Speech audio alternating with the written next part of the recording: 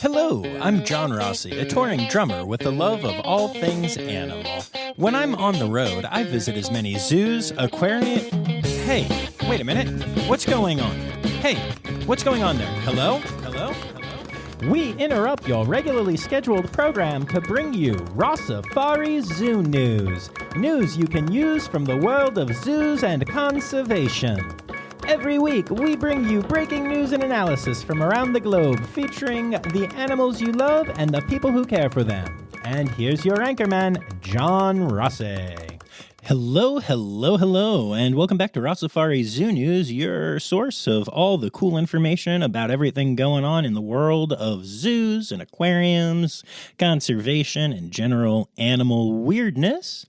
Y'all, remember last week when the intro to this podcast was all about how I was taking a break and not really doing anything, so didn't have much to say? So I was just kind of hanging out at home in Buffalo.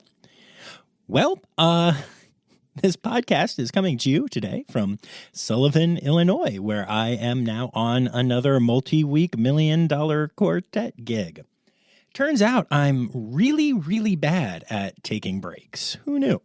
So that is what I am doing with my life right until I head back to Pennsylvania to play Great Balls of Fire at Gretna on July 28th, like I mentioned. So if anyone is around and wants to come see that, let me know. And if anyone happens to be near Sullivan, Illinois, and you want to come see $1 million quartet before then, we open soon. I don't really know the schedule because I kind of just got here. This was a bit of an emergency booking, y'all. Who knew there was such a thing as an emergency gig? But there you have it.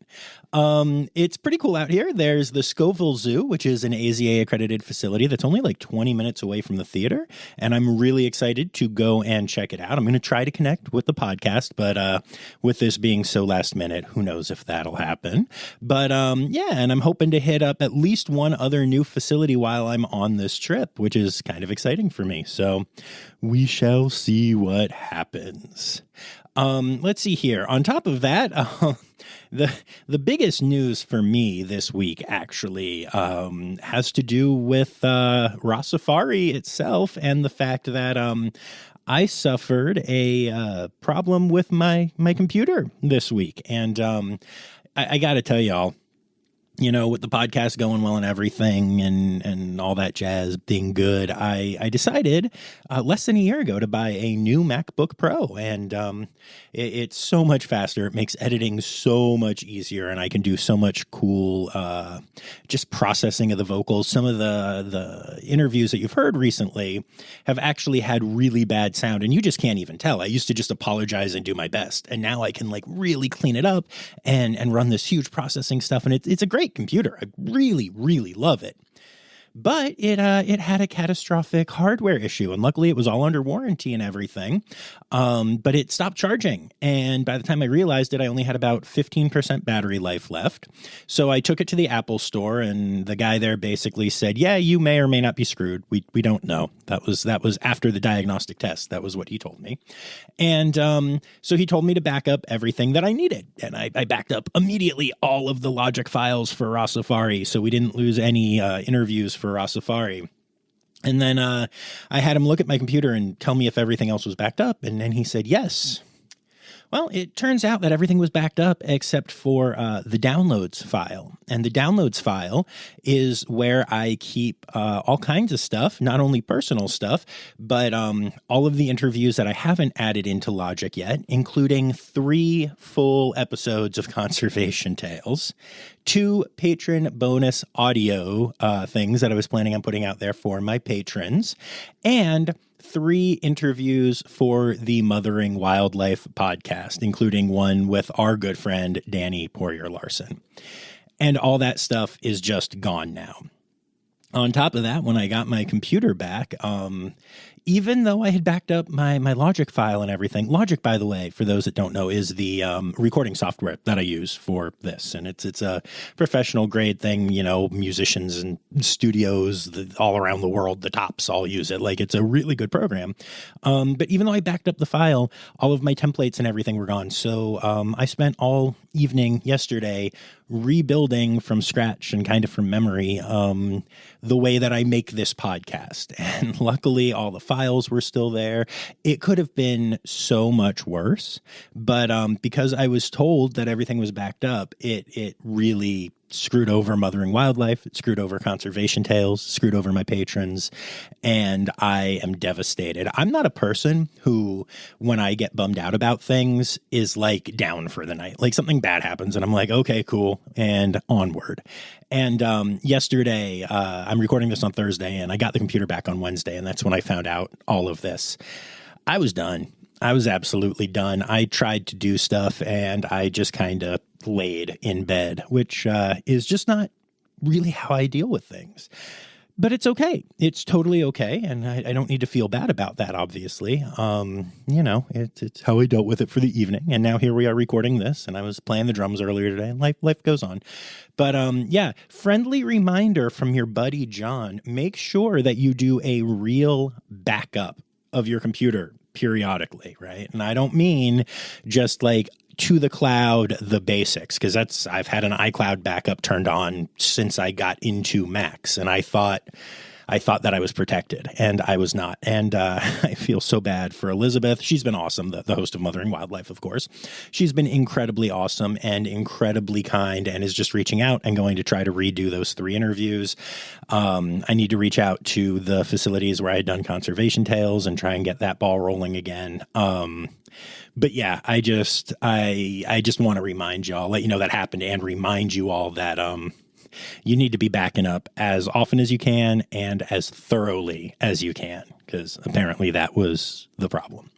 But yeah, hey, at least we didn't lose any of our main Rossifari episodes, because I got to tell you, some of the interviews that we have coming up, not only are they really, really special, but honestly, some of them were really hard to get and took a while to lock down. So I'm glad we didn't lose any of that data. At first, I thought that was all gone too, and my little heart was hurting pretty bad. But we're good there. So that's all that's new with me. Oh, one last thing, actually. I mentioned that I am on Threads. If you want to follow me there, the new Twitter-like app from the makers of Instagram and Facebook. And now I'm also on Blue Sky, which is another potential Twitter replacement that is trying to get its footing. A lot of these apps are doing that because they see Elon Musk running Twitter into the ground and are trying to capitalize on that. So you can find me, just Rossifari, there as well. And of course, make sure that you subscribe to the podcast. Make sure that you follow Rossifari on Instagram, Facebook, Twitter if you want. I don't really use it. And at Rossifari Pod on TikTok. And of course, you can also email me, rossifaripod@gmail.com. And that's one way that you can send me stories for Zoo News, along with tagging me in them on all of these incredible social media apps. It's definitely not crazy or weird having so many new ones dropping all the time. Goodness gracious. Anyway, let's get to it. 1, 2, 3, 4. Ow, that's a funky monkey. Tree kangaroo. Or a binturong. It's Zoo News. Yeah. All right, so we start off our Zoo News this week, and 'tis the season, so let's talk about some new red panda cubs that have joined the world. First of all, I'm really, really, really excited to finally be able to share with you all that there is a new red panda cub, a new pandlet, at the San Diego Zoo. Now, not only is this super exciting because it's the San Diego Zoo and we love the San Diego Zoo, but because the parents of this cub are Adira and Lucas. Now, both of these pandas have been talked about pretty extensively on this podcast. Adira made her way to San Diego from the Toronto Zoo, and Lucas went from the Cincinnati Zoo. I'm good friends with both of these pandas, and they are honestly two of the cutest pandas out there. Lucas's mom is Lynn, one of the most beautiful female red pandas out there. And Adira's father is Suva. Suva is possibly I have to say it, he is the just most perfect looking red panda that you will ever see. All of my top liked posts that don't involve me playing drums with an elephant have been Suva. Everyone just agrees that he is just the most gorgeous panda. So seeing what their genes together do, I'm really excited about. I could not be more excited for the team out at San Diego, and I cannot wait to see this pandlet grow up. The Calgary Zoo in Calgary, announced that they have also had red panda twins, which is just, exciting. This is such a good time of the year. I love it so much.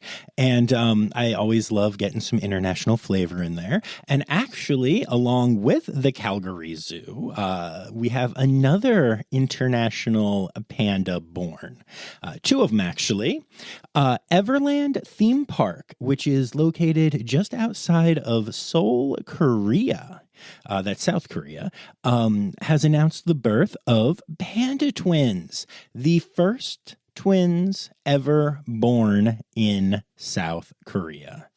The pandas in Calgary and right outside of Seoul are doing very well, and in both cases, the mother is being very attentive and taking care of the pandlets. So very, very exciting time to be a red panda fan, or as I like to call us, a fanda.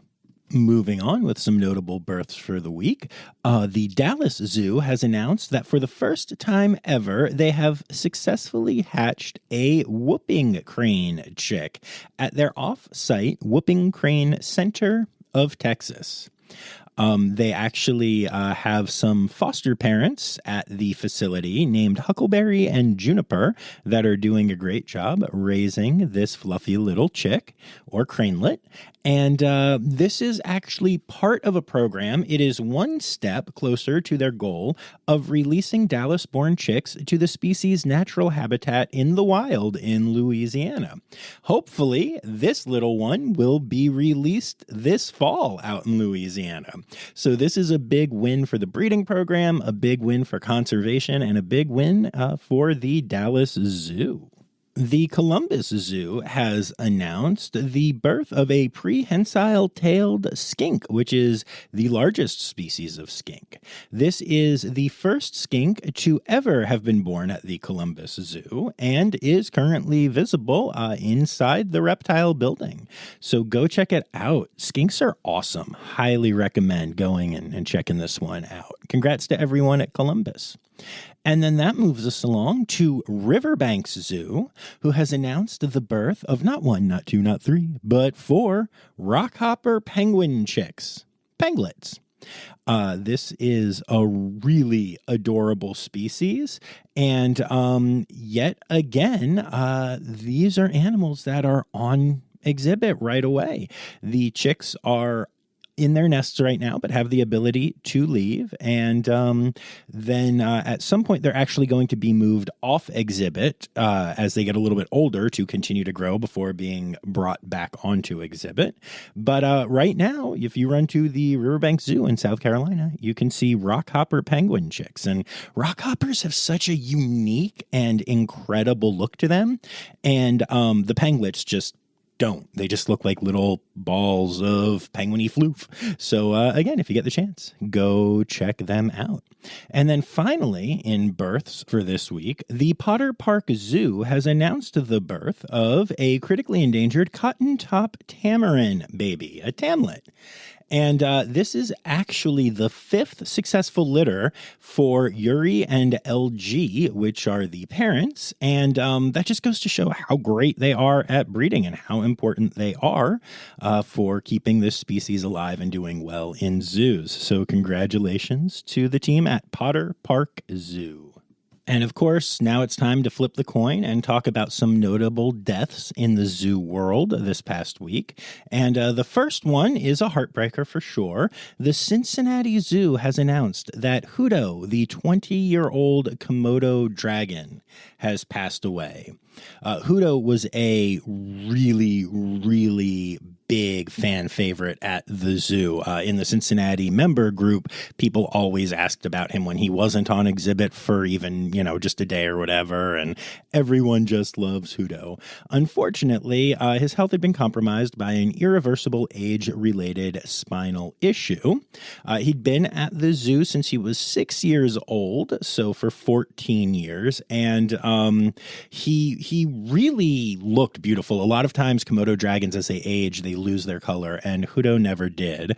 And he was also famous for being the first Komodo dragon in the world to undergo double cataract corrective surgery many years ago, which is just absolutely incredible. Keepers described his personality as anything but dragon-like and fearsome, in fact, comparing him to a golden retriever. Hudo will be greatly, greatly missed. And another sad loss, this time at Buttonwood Park Zoo, where they said goodbye to guinea hog Gladys. Gladys was an absolutely beloved member of the zoo community there. She was very playful, loved to do these cute little snort sounds, would go on walks around the zoo with her keepers, and when she wanted attention, she would poke her snoot into her keeper's leg, just like a cat or a dog trying to get attention that way. Just an absolutely, absolutely beautiful animal. And unfortunately now she is gone. So sending our love to all of our friends at Buttonwood Park Zoo. And finally, for our deaths this week, we say goodbye to Twigga, a 31-year-old Maasai giraffe who lived at the Ellen Trout Zoo in Lufkin, Texas. At 31 years old, Twigga was believed to be the oldest giraffe in captivity, which is an absolutely incredible feat. Twigga was actually born at the Los Angeles Zoo before moving to the Racine Zoo in Wisconsin, and then heading to the Ellen Trout Zoo for the rest of her life.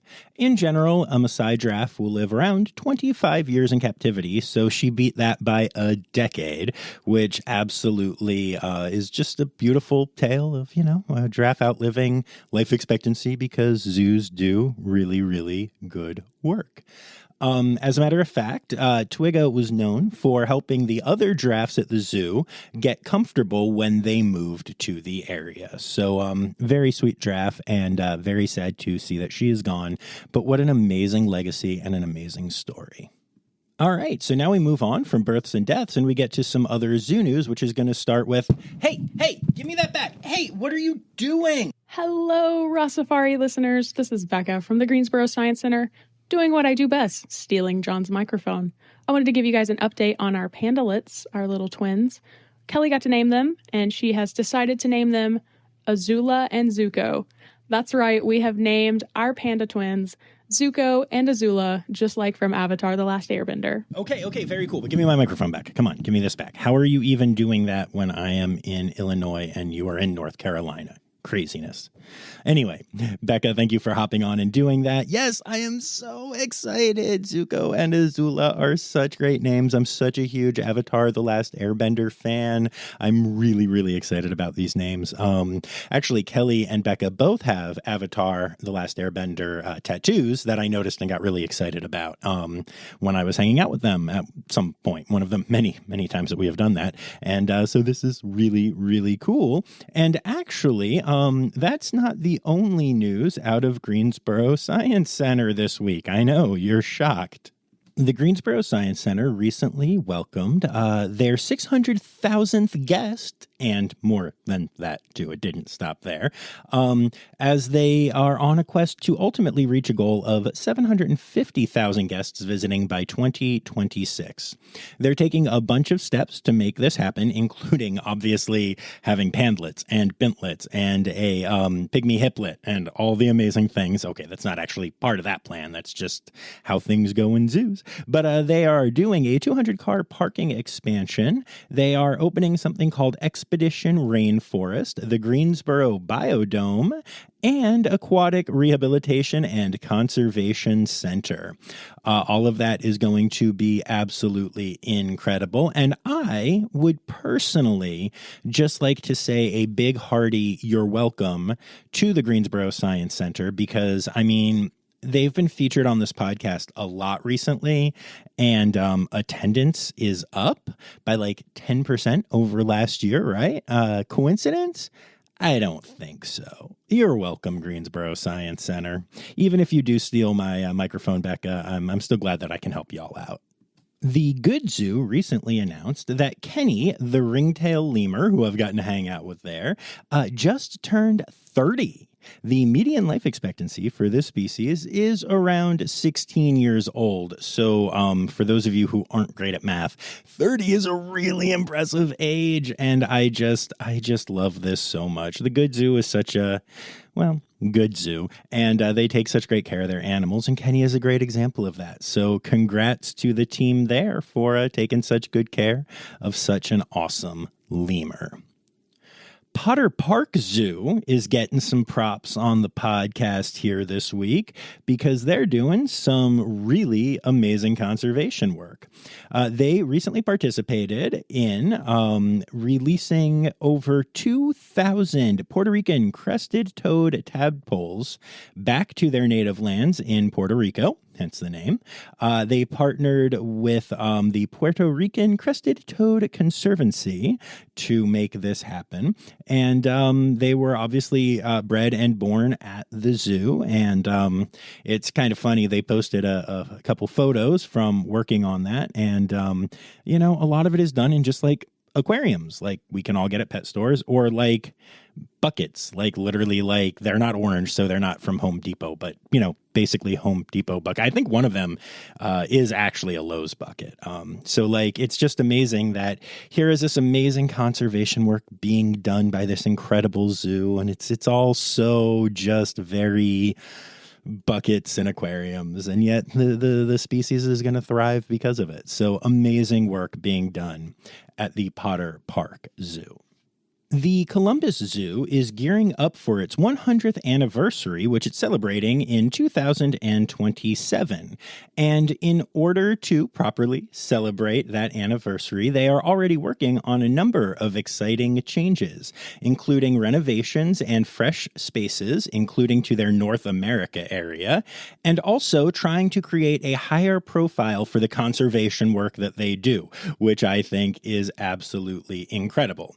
This is all part of an intentional shift in focus to position the institution for the next 100 years.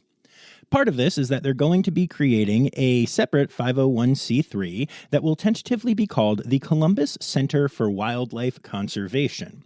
This will be a new center focusing on local and regional conservation efforts, and that will open in a renovated building as part of the new North America region that I mentioned that they're working on. I'm really excited to see what all of these changes end up looking like. Everything Columbus does is incredible, and I'm excited to see it happen. I'm proud to be a member there. I can't wait to go there for the AZA conference, and it was particularly nice to see the AZA is actually who shared this story online, and since they didn't get along so well a year ago, it's kind of nice to see that happening. So props to everyone at the Columbus Zoo. The Toledo Zoo has announced that from now until the end of August, Wednesdays and Thursdays will be their twilight evenings, which are summer extended hours where you can stay at the zoo until 9 p.m., with half-price admission being offered from 4 p.m. to 8 p.m. Y'all, if you have not made it to a zoo at night yet, I highly recommend it. The San Diego Zoo stays open until 9 in the summer, and it is always incredible. The Cincinnati Zoo used to stay open late every once in a while in the summer for members before COVID hit, and that was always amazing. And I've gone to a couple other nighttime things. Sleeping at the San Diego Zoo Safari Park is always incredible. Turtleback Zoo in New Jersey occasionally offers these like night tours, and I believe they occasionally do adults-only nights. Some other zoos do as well. If you have the chance to get to the Toledo Zoo for these, or really to any zoo near you that might do this, I highly recommend it. You get to see the zoo in a different light, or lack of light, really. You get to see animals behaving differently. Sometimes you get to get a better view of the nocturnal animals. It's just a really cool experience. So if you have the chance, get yourself to your zoo that does this, or get yourself to the Toledo Zoo and enjoy an evening at the zoo. Highly recommend it. All right, and our next story comes from the Toronto Zoo, and it's actually, I don't know, I find it kind of interesting. The Toronto Zoo has posted a sign asking visitors to stop showing one particular gorilla their phones because, much like many humans that we know, he's become addicted to screen time. Interestingly, this isn't actually a new thing. The sign has been up for years, according to a keeper at the Toronto Zoo, but somebody recently posted it to a Facebook group called Weird Toronto, and then the media got a hold of it, and now it's being made a bit of a bigger deal of. And the truth is, the only reason that they're asking for this is that there is one subordinate male in their bachelor group who is so completely enamored with screens to the point where he is ignoring his troop mates and also sometimes training requests. So it's become an actual problem and even a bit of a safety concern for this gorilla. So it really is just a health and safety issue for this particular gorilla, who does get screen time when he's off exhibit, which is adorable.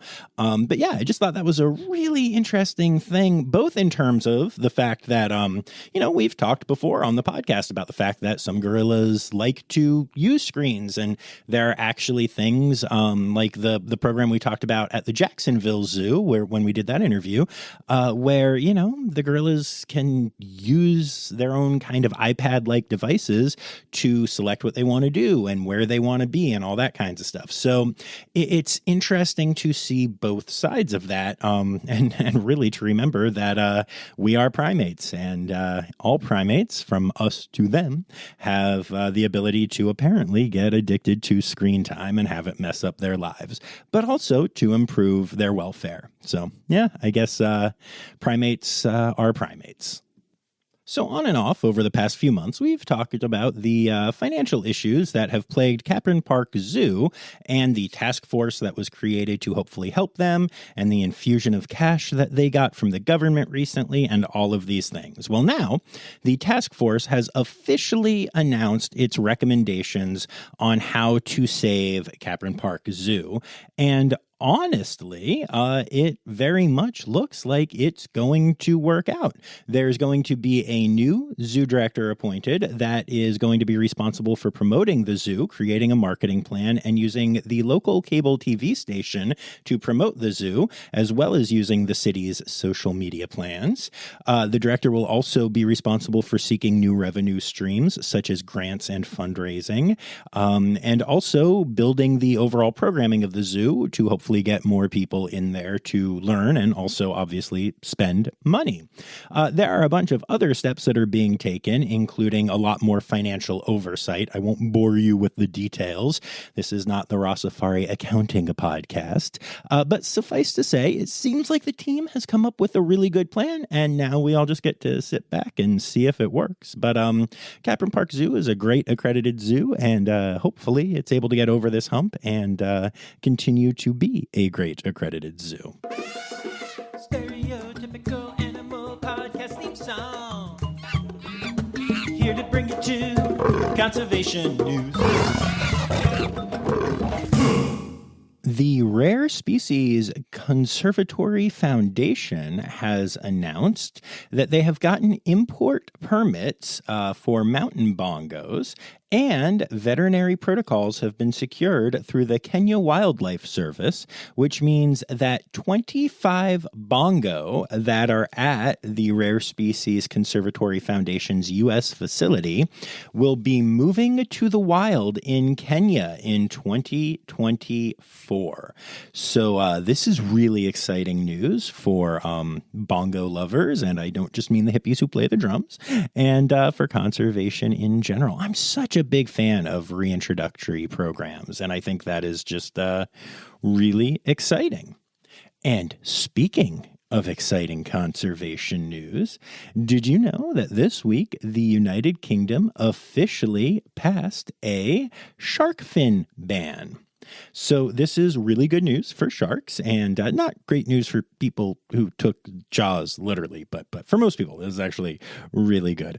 This is a really big deal because so much of the problems facing sharks right now come from shark finning, and that's for shark fin soup and all that kind of stuff. And it's not only something that kills the sharks, but it's also just really gruesome. A lot of times people, just take the fin. Do with that what you will. I don't want to be too disgusting on here, but suffice to say, it's really not okay. And so I'm really, really grateful that the UK has passed this ban. Some good news for the devil's hole pupfish. I don't know if you've ever heard of this particular animal, but this is a small iridescent blue or green fish that lives in the really hot waters of one specific area, a natural fishbowl made of rock in a Nevada section of Death Valley. This fish somehow got trapped there thousands of years ago, and this fishbowl, this cavern that they live in, is the fish's only home. And over the years, it has been surrounded by chain link fence, razor wire, and other security measures because it is an incredibly rare species. It has one place where it lives, and its numbers have not been great. As a matter of fact, in 2013, the population hit an all-time low of only 35 fish.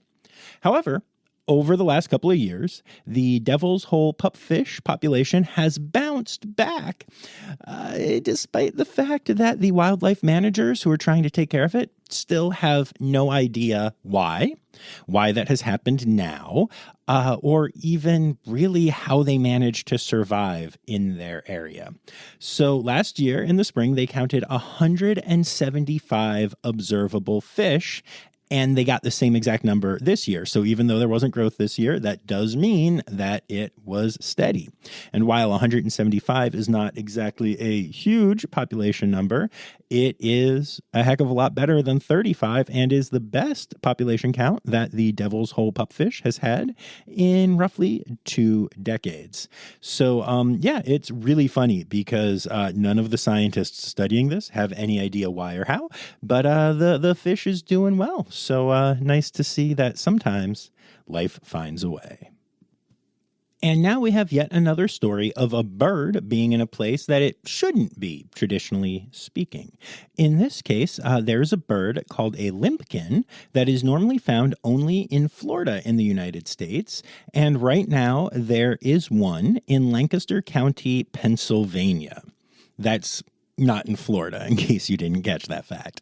And this is just another of the latest. We keep talking about this. How many birds have we seen in places where they're not supposed to be? It is honestly mind-boggling, and it makes me wonder, why is this an issue with global warming? As temperatures rise, birds will travel more north, or is this just some random birds getting lost? And now that there is the internet, and now that there is a podcast like me who keeps talking about this stuff, that we're seeing it more and becoming more aware of the fact that this is something that happens when it's actually happened for a while. I don't know the answer to that question, but I'm going to keep talking about it, and I'm going to keep saying that, this is something we need to keep an eye on, because it's a problem in some way, even if we don't really understand exactly what it means right now.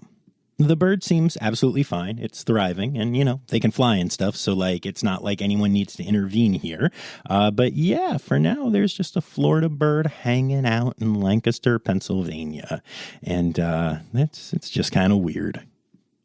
A Canadian man has been fined 7,500 Canadian dollars, roughly 5,641 US dollars, or real dollars, as I like to call. No, I'm kidding. Because he shot a black bear in a Canadian national park. He illegally brought a shotgun into said park, And then when he saw a black bear, he was about 100 feet away, and he got scared. So he fired a warning shot into the air. And after the warning shot, the bear took just a few steps in the man's direction, at which point he shot and injured the animal. The wounded bear rolled down a creek bank and fled into the forest. And as far as we know, the bear lived, which is cool. But this is a big issue and worth mentioning here, not just because dude went into a park with an illegal gun and shot a bear, which sucks, but because conservation involves really educating people on living with animals they might be afraid of. If you're going into a Canadian national park, you might see a bear. And, in this case, the Canadian government and the U.S. government have both put out a detailed guide describing what hikers should do if they encounter bears, and also note that bear attacks are wildly rare. And it's not like this bear was getting close to this person. He was not close at all, and the guy just got scared and started waving his gun around. I'm actually amazed this wasn't in the United States. But anyway, I say all of that to say this. Education matters. We need to keep doing a good job, or dare I say a better job, explaining to people how to coexist with predators. This is the problem with wolves in North Carolina. This is the problem with the wolf population in Yellowstone. This is the problem with elephants in Africa, outside of the whole, hunting for ivory thing. This is a constant problem. This is why there are so many issues with cheetahs in Africa and now in India, where they are being reintroduced. We need to continue to educate people on how to coexist with predators. It's time for other news. It's time for other news. Hey, now, right now, it's time. It's time for other news. Hey, it's a segue to the part called other news. All right, so we're going to start other news this week with an email that I got from our good friend Elizabeth Charles, who's been contributing to the Zoo News episodes recently. And I thought this was really interesting. So back in 2020, in the UK, a herd of great Orme goats invaded the seaside town of Llandudno? I don't know. I don't speak Walese. Anyway, a town in Wales. And this was at a time where there were a lot of stories of animals coming into towns, some apocryphal and some not. But this one is very well documented, and there's lots of footage of them roaming around, eating in gardens, and hanging out on the roads since people were in lockdown and not driving. But interestingly, what Elizabeth found out this week and emailed me is that the goats in this town that I can't pronounce never went away. And so since 2020, they've become a fixture in the town. And now the town council is trying to get them back out of town. But the citizens of the town are so enamored with them that they don't want them gone. And they've become a tourist attraction because literally, as Elizabeth puts it, the town just has gangs of goats hanging around like teenagers. And I find that abso-freaking-lutely amazing. It brings me such joy. I love goats, and I really appreciated that story and wanted to share it with you all. I think that all towns could do with an infusion of goat gangs. Just saying. And last but not least, in other news this week, since mid-June, a sea otter has been attacking and terrorizing surfers off the Santa Cruz coastline in California. And in at least one case, the sea otter has actually stolen a surfboard from a surfer, which I find sad, but also kind of amazing. Like I mentioned, this has been happening since mid-June, but lately the attacks have become both more frequent and more aggressive. So, unfortunately, now the government is starting to figure out what they need to do to maybe remove this sea otter from the sea that it is terrorizing surfers in. Now, I know what you're thinking. Sea otters are adorable, and how are they terrorizing these surfers? Well, this goober will jump onto a board, start biting at the board, and also literally lunging and biting at the surfer that is in the water with the board or on the board at the time. Surfers have tried, flipping it off the board and stuff. I don't just mean throwing their middle finger up at it. And it just keeps aggressively attacking as they try desperately to swim away from it. I think my actual favorite part of this story is the fact that there is currently just a sign posted at the beach that says, "Warning, aggressive sea otter in the area," which is just kind of amazing. But here is an interesting part of this story, right? Talk about nature versus nurture, right? So 5 years ago, there was an otter in Monterey Bay that approached kayaks and got aggressive with the kayakers. The sea otter in question eventually needed to be taken into captivity and removed from that area. And scientists that studied it believed that, people had been feeding it, and that is what led to it approaching the kayaks. And then when it didn't get food, it got very attacky. So when that sea otter was taken into captivity, it happened to be pregnant. And she gave birth. And the pup was tagged and then released back into the wild. Well, that pup is now the surfboard thief. The pup was raised in captivity, but away from her mother. And it is also believed that she has not habituated to humans, either in captivity or by being fed or whatever. So yes, this is just the offspring of the last attacky sea otter that is now attacking surfers instead of kayakers. I can't even wrap my head around that. That blows my mind. Nature versus nurture, y'all. Oh, animal holidays. Animal holidays. Hey! All right, and that brings us to our animal holidays for the week. So, it is July, which is Parks and Recreation Month, Plastic Free July, National Bison Month, and Wild About Wildlife Month. And y'all, we've got a couple of weeks that start this week, namely the 16th launches Coral Reef Awareness Week and National Zookeeper Week. And then we have our individual days. And y'all know that I like to complain when there are a bunch of animals grouped together on days and then nothing on other days. This is a bad week for that. So this is dropping on Friday the 14th, which is World Orca Day, Skunk Day, Shark Awareness Day, and World Chimpanzee Day.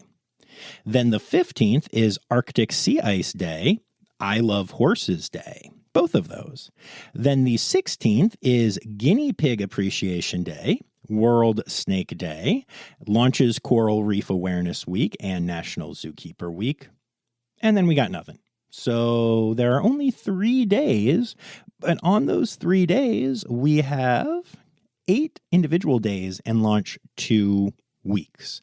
So, still very annoyed by that, and there's really nothing that we or anyone can do about it. So those are your animal holidays for the week.